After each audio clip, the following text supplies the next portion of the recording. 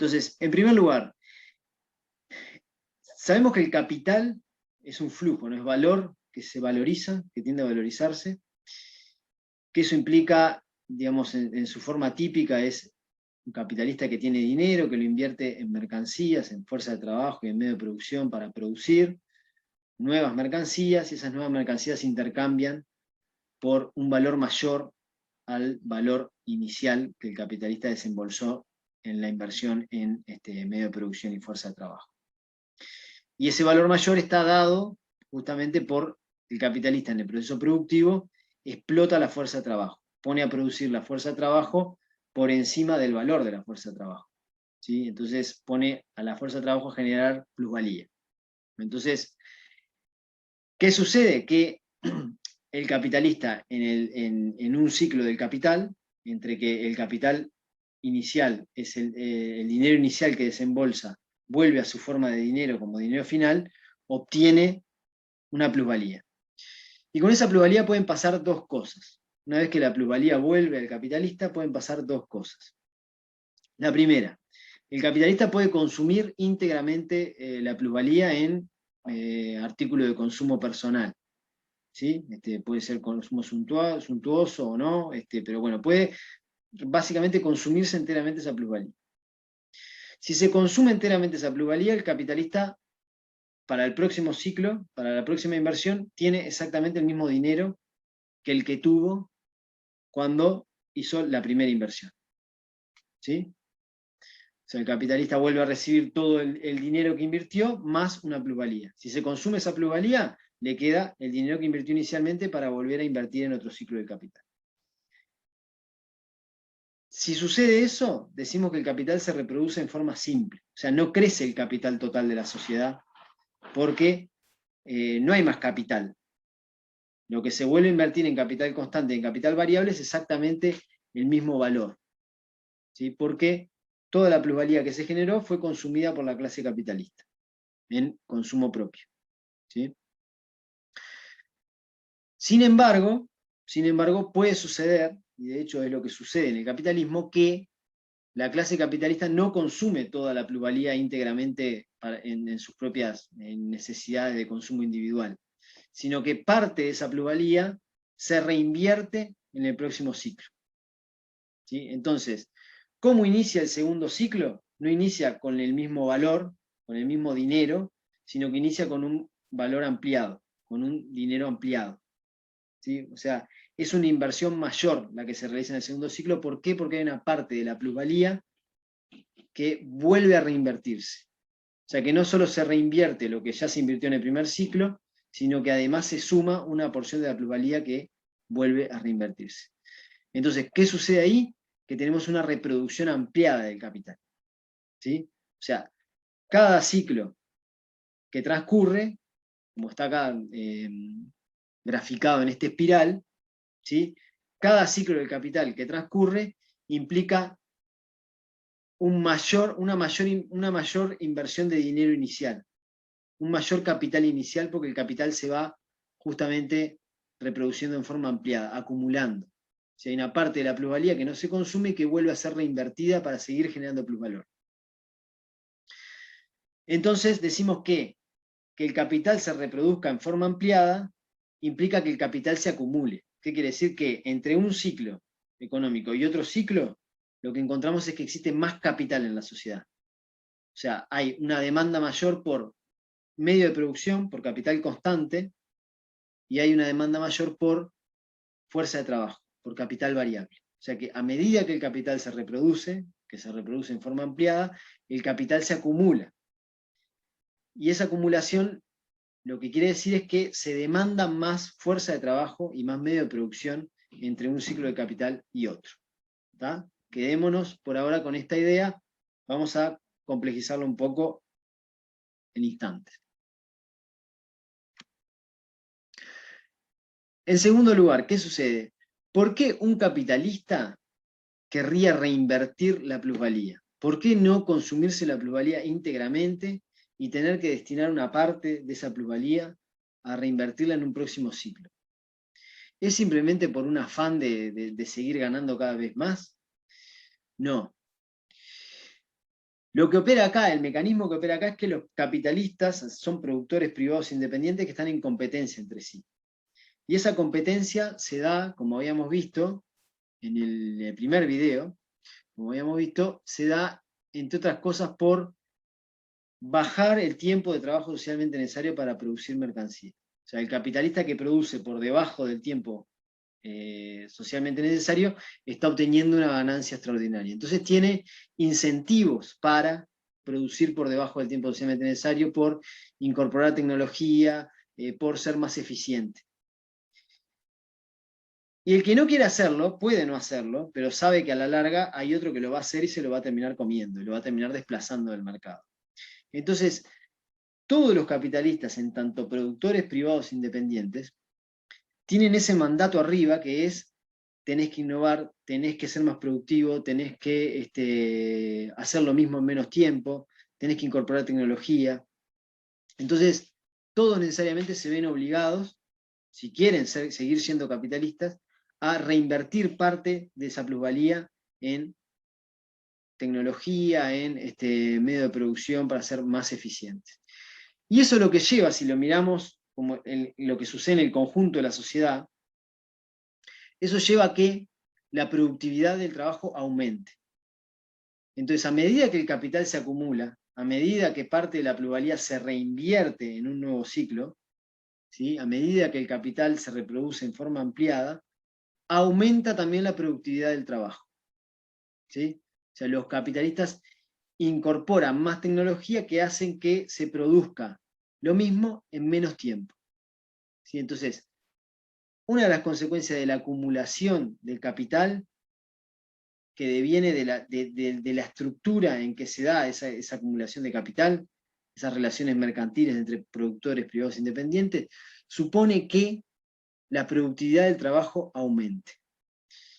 Y esto ha sido así a lo largo de la historia del capitalismo, y es una diferencia bastante importante con otras formas de organización social. Este cuadrito simplemente retrata el PBI mundial, que es la cantidad de bienes y servicios por persona. Y lo que acá observamos es que la cantidad de bienes y servicios por habitante del mundo se multiplica por 7 en menos de 200 años, ¿no? Eso es muchísimo para, digamos, si miramos una perspectiva larga de la historia, y esto tiene que ver con que, en definitiva, se producen más bienes y servicios por cantidad de habitantes en el mundo. Entonces esto de alguna manera está mostrando el brutal incremento de la productividad del trabajo que genera el capitalismo, ¿sí? O sea, la posibilidad de que se produzcan más cosas, más bienes, más servicios por cantidad de personas, que se multiplique la riqueza, ¿sí? Entonces una consecuencia muy importante y que deviene de esa acumulación de capital. La acumulación de capital produce o incide en el incremento de la productividad del trabajo. Muy bien. Y acá empezamos a complejizar un poco la cosa, ¿no? Decíamos que, ¿sí? En el punto 1, dijimos que a medida que el capital se acumulaba, eso implicaba un incremento de la demanda por capital constante y por capital variable. O sea, si en un ciclo del capital se reinvierte una parte de la plusvalía, eso quiere decir que se va a precisar más fuerza de trabajo y más medio de producción, ¿no? Más capital variable, fuerza de trabajo, y más medio de producción, capital constante. Ahora, también vimos que los capitalistas estaban obligados a innovar, a incorporar tecnología para aumentar la productividad del trabajo. ¿Sí? En el punto 2 vimos eso. Entonces, ¿qué sucede entre esas dos cosas? Sucede que la demanda por capital constante y por capital variable no crece en la misma proporción entre ciclo y ciclo del capital, ¿sí? Sino que por lo general crece más deprisa la demanda por medio de producción, por capital constante, ¿sí? O sea, cuando vos acumulás capital, vas a tratar de invertir ese capital en mejorar tecnología, y después si necesitas más trabajadores, buscas más trabajadores, pero vas a tratar de mejorar tecnológicamente, incorporar más maquinaria, mejorar forma de organizar la producción, en fin, para ser más productivo. Entonces la demanda por capital constante por medio de producción va a crecer más deprisa que la demanda por capital variable. ¿Tá? Y eso quiere decir, o se grafica con esta idea de que la composición orgánica del capital crece. ¿Qué es la composición orgánica del capital? Simplemente capital constante sobre capital variable. Una división, un cociente. ¿Sí? Entonces, ¿qué sucede a medida que el capital se acumula? Se demanda más fuerza de trabajo y más capital constante, pero no en las mismas proporciones. ¿Sí? Porque la composición orgánica del capital aumenta. O sea, se demanda más capital constante que capital variable entre ciclo y ciclo de producción. ¿Sí? Entonces tenemos que, a medida que el capital se acumula, se demanda más fuerza de trabajo y más medio de producción.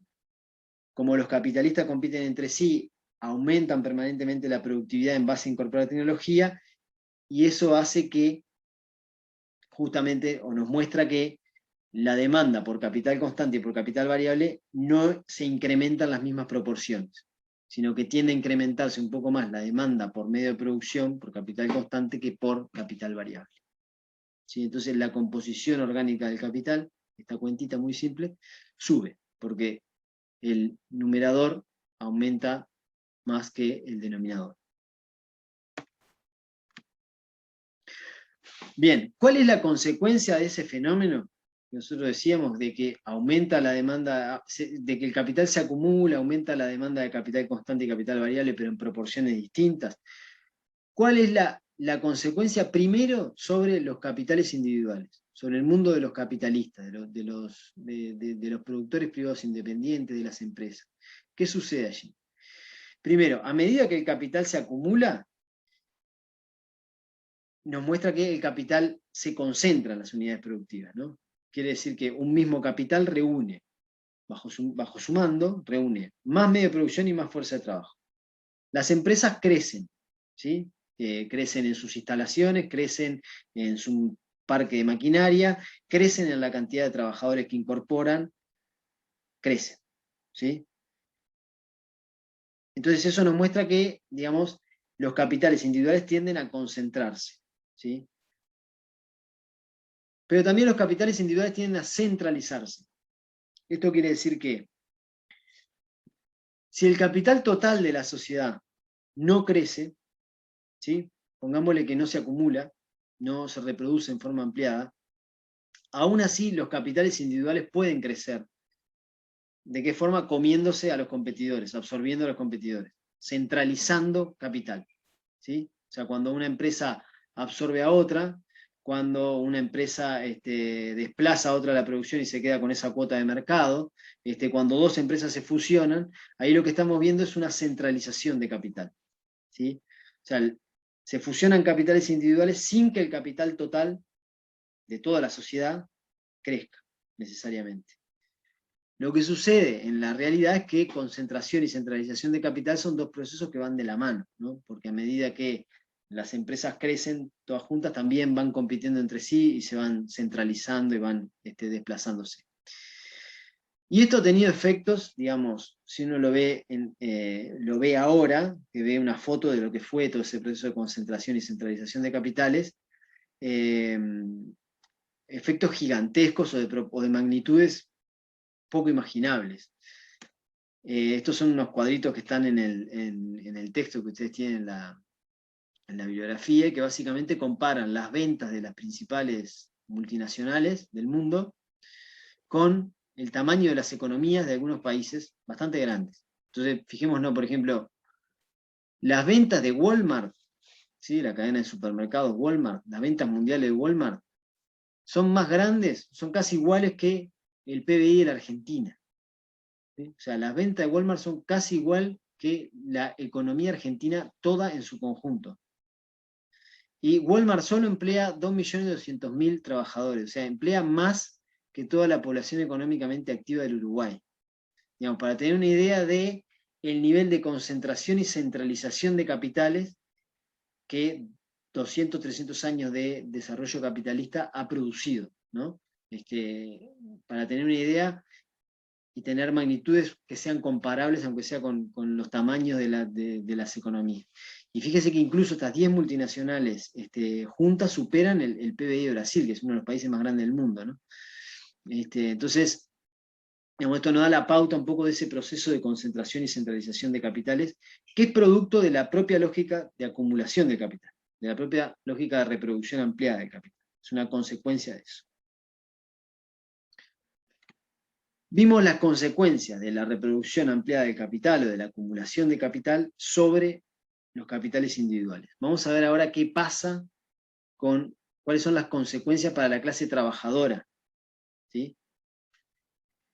Y acá tenemos primero que a medida que el capital se acumula, como ya lo venimos diciendo, versito repetido, a medida que el capital se acumula, que se reproduce en forma ampliada, se demanda más fuerza de trabajo, ¿sí?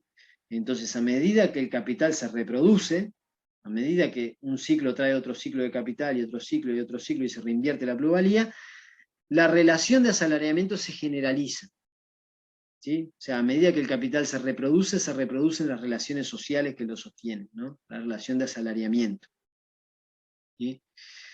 ¿De dónde vienen esos nuevos asalariados que se demandan? Vienen primero de gente que está en actividades de autosustento, campesinos, gente que, digamos, produce sus propios elementos para vivir y vive de una manera muy simple, muy rústica, pero que a medida que va creciendo las empresas, bueno, se ve llamado a incorporarse o percibe que puede obtener mejores ingresos yéndose a trabajar o se ve desplazado por otro tipo de circunstancias y termina formando parte de la población asalariada.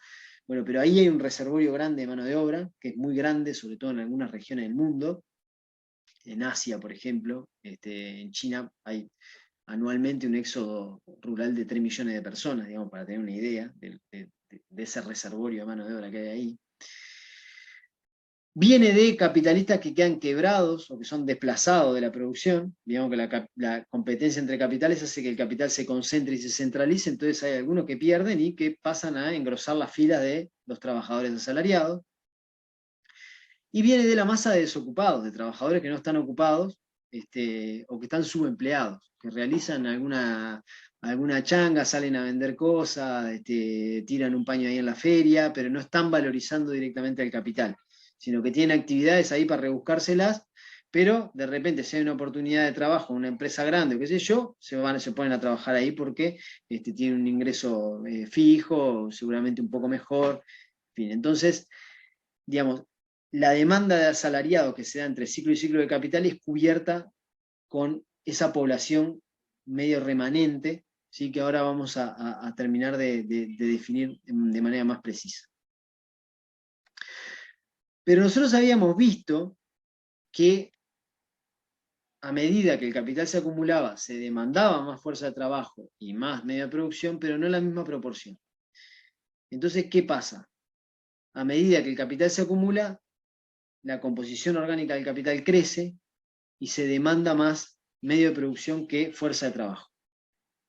Entonces, la demanda de fuerza de trabajo no crece en las mismas proporciones que crece la acumulación de capital, y por lo tanto se genera una parte de la población que no va a poder asalariarse, que no va a poder vender su mercancía a fuerza de trabajo, ¿sí? Una parte de la población que queda remanente, que sobra, ¿sí?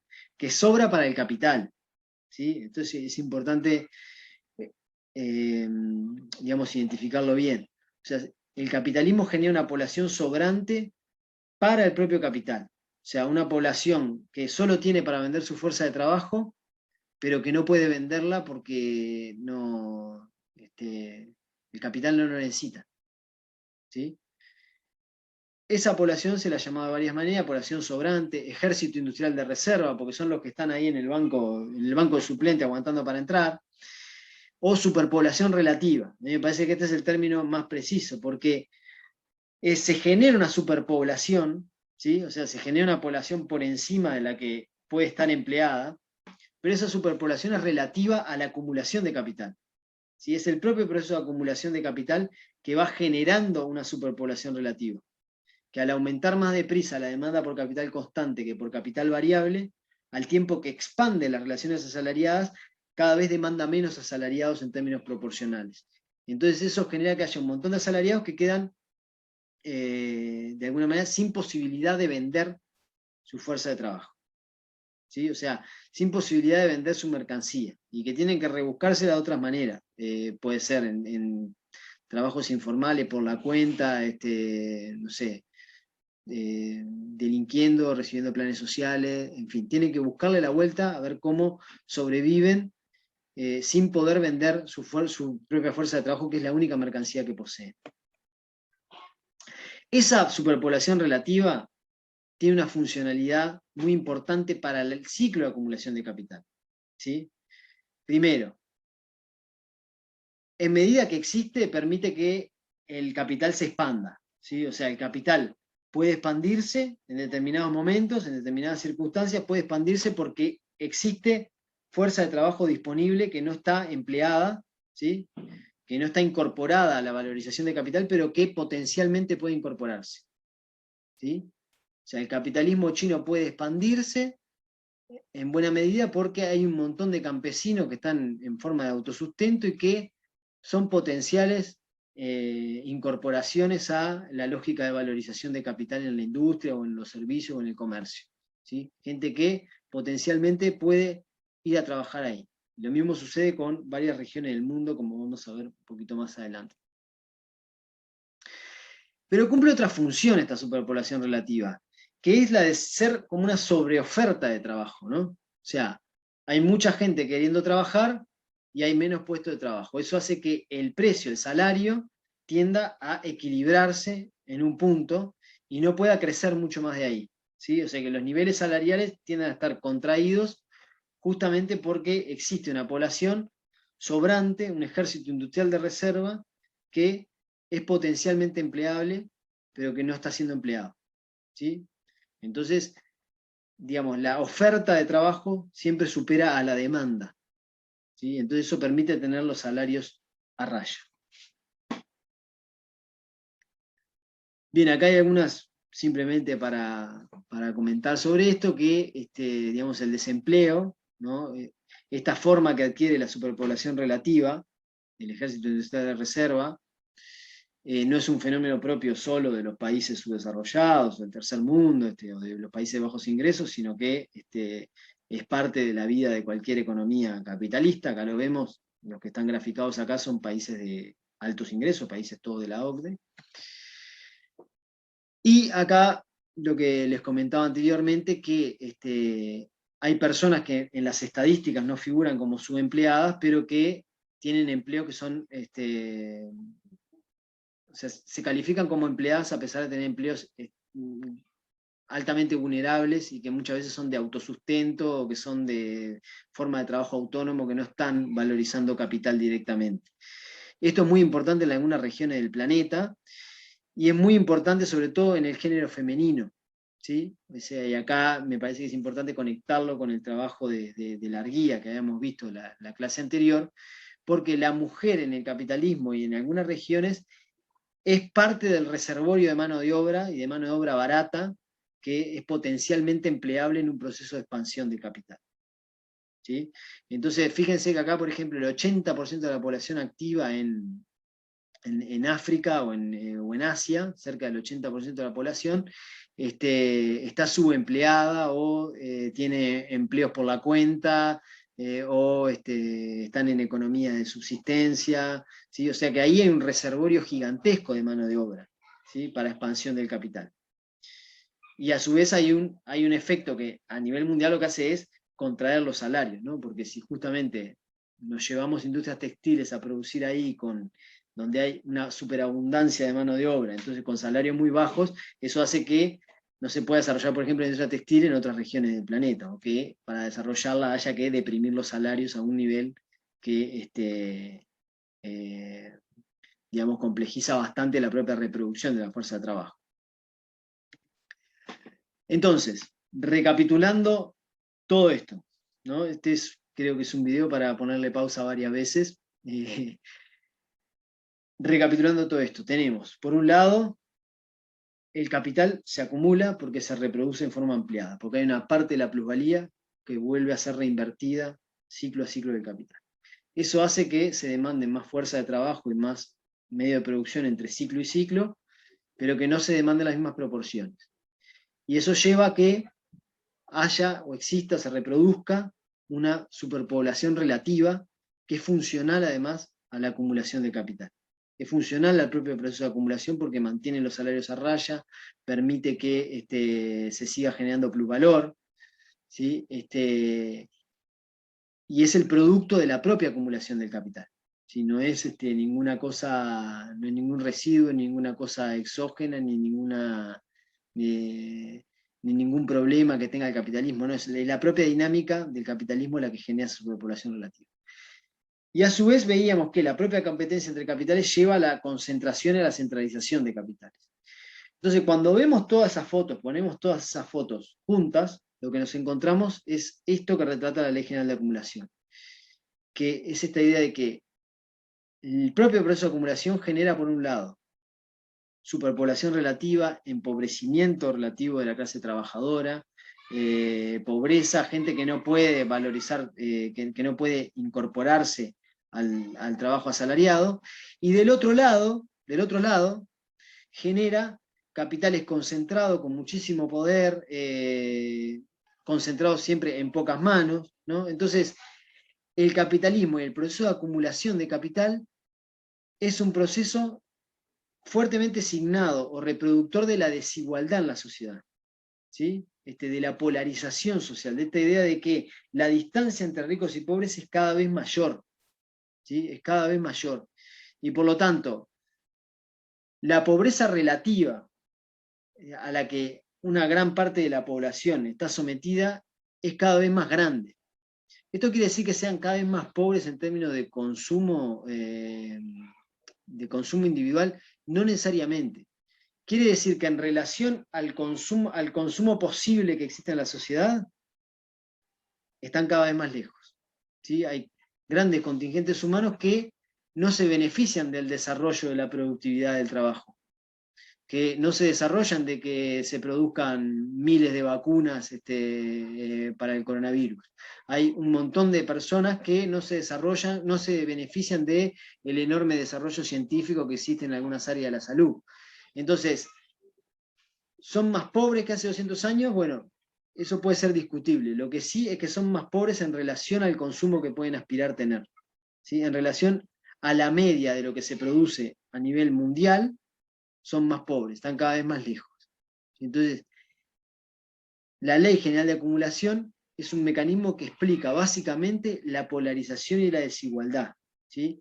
Y como tal explica esto que decía Neto al principio, de que el capitalismo es al mismo tiempo una forma de producción que genera un conjunto de riquezas que potencialmente podrían servir para eliminar el pauperismo de grandes sectores de la población, pero que al mismo tiempo que genera esa riqueza, genera ese pauperismo, ¿sí? Porque ese pauperismo es funcional al